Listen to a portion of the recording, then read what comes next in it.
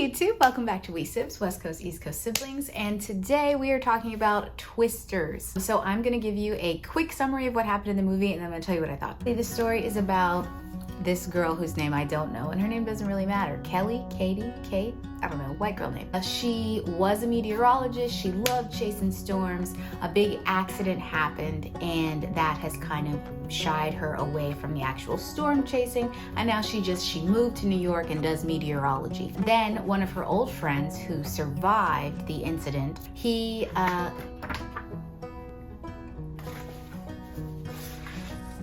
shows back up in her life 5 years later and is like, hey, I'm with the military now and I'm starting this company to figure out what is causing these storms so we can figure out a way to stop them when they happen so they can stop ruining our hometown. Now, after some duress, she agrees to go with him back to Oklahoma.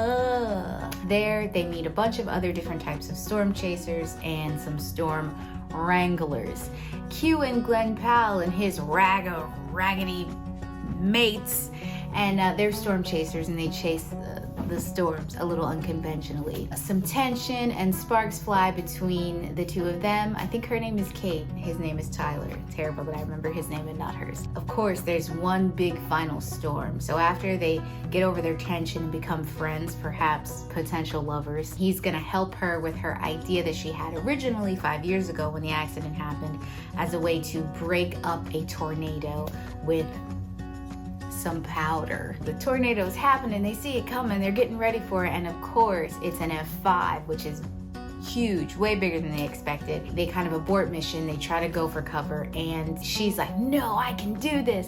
And so she runs into the middle of the tornado, gets the car stuck down in there, and lets the powder fly, and it breaks up the tornado, and she saves the day. So I put up a short of my immediate reaction, just straight out the theater, literally me driving home. Don't record and drive. Now that I've had a little bit of time to sit and think about it, let's talk about this movie. So we have Daisy Edgar-Jones playing Kate's character. I like Daisy Edgar-Jones. I think she was great in Where the Crawdads Sing. I think she's a very understated personality and presence, but she's a good actress and she's likable enough. Glen Powell, again, just throwing on the charm. Let me tell you, that man is a ham. Also very attractive. Anthony Ramos's character, I love Anthony Ramos. I think he's really funny. I think he's really likable. I was a little disappointed by his performance in this, though. I feel like he was a little understated. I'm not used to him being like the guy who doesn't get the girl or kind of like just rejected, so that kind of made me a little sad. He's still very likable, he's still a great actor, but yeah, I was just like, okay. But I also felt like because Glen Powell was supposed to be the flashy, cool guy, Anthony couldn't steal his sparkle. And then you have David Cornsweet in there with his fine behind. Cut that. With his attractive self, that man is so fine. He's so angry the whole movie. I'm like, bro, what is the problem? I like it, but like, why? I guess his character is just jealous of Kate because she's a really good storm chaser. I don't know. Anyway, that's the main cast, and they do great. I have no complaints, and they're not distracting in their roles, which was what I love to see in this kind of movie. Another thing, and maybe this goes to acting, was there were a lot of really corny, cheesy moments. You know, that whole, you don't face your fears, you ride them. It's like, okay, did you think that was profound? It's just a little cringy. And they say it enough times to make you feel like, I'm just uncomfortable. And then there's another one, if you feel it, chase it. It's like, I don't want to chase anything. But it's great. It's just corny. And I mean, who can fault anyone for being corny? Okay, so let's actually get into the story. So for me, I have not seen the original Twister. I know that's like sacrilege. I've heard so many amazing things about this movie pretty much since I was 5, and I just have never seen it, but I will see it. And maybe I'll do a video talking about my reaction to Twister after having seen Twisters. Twister was a movie that came out in like 1996 or something, right around the time, like early 2000s, when all of these disaster movies were happening. And I mean, I loved that time. I love disaster movies.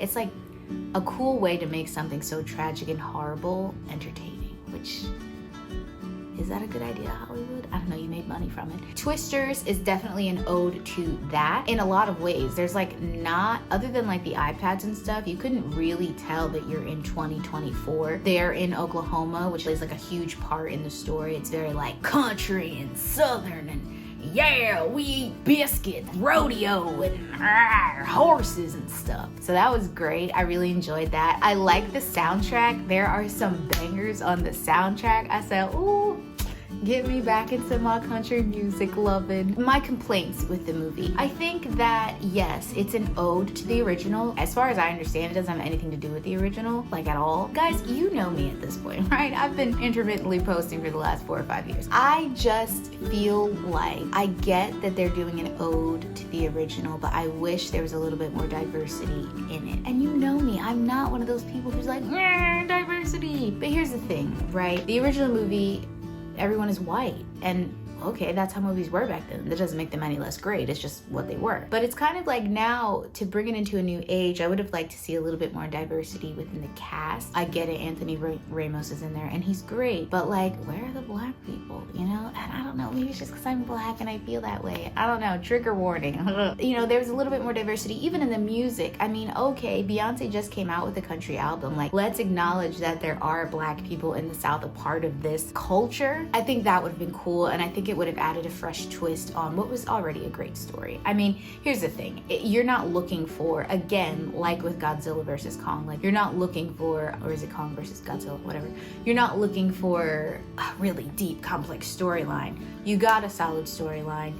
You want action, which is what I'm gonna get into in a second. But okay, you're like kind of doing a remake, put a little spice on it, give it a little twist. I don't know, that was just something that I observed that I was like, oh, I kind of would have liked a little bit of that. That being said, it was a great movie, no complaints. Let's get into what you really want to talk about, the action.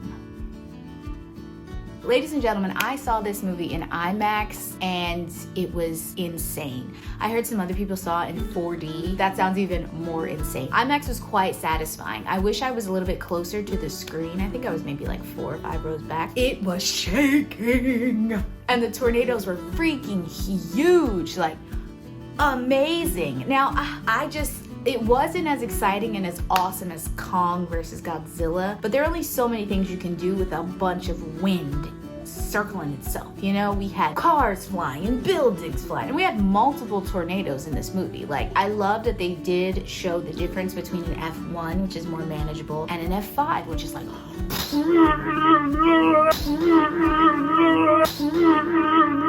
insanity.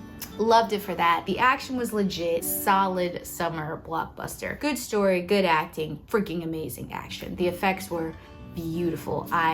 There wasn't a single part of it that I didn't thoroughly enjoy. One last thing I want to talk about is the audience's reaction. So I obviously saw an early preview of it. The audience was really, really funny. They didn't laugh as much as probably the directors wanted them to laugh. There were definitely moments where like, it was like, ooh, that was a joke and nobody thought it was funny, which was interesting. But they also laughed at parts that were not supposed to be funny. I don't know how you guys felt, so let me know after you watch it, but there were moments when like, they were way too close to people's faces. It was like, but I don't understand. Isn't that a big F1? It's like, back up, back a little, back it up, you know? So I thought that was a little funny. And I think the audience found that funny too, which was like not intentional. So that was an interesting thing to observe. Coming out of the theater, this dad says to his wife, he's like, oh yeah, I thought that was good. You know, I think it was just as good as the first one back in the 90s. And the daughter, who's probably like 7 or 8, goes, oh, this movie was made in the 90s. So it was made in black and white.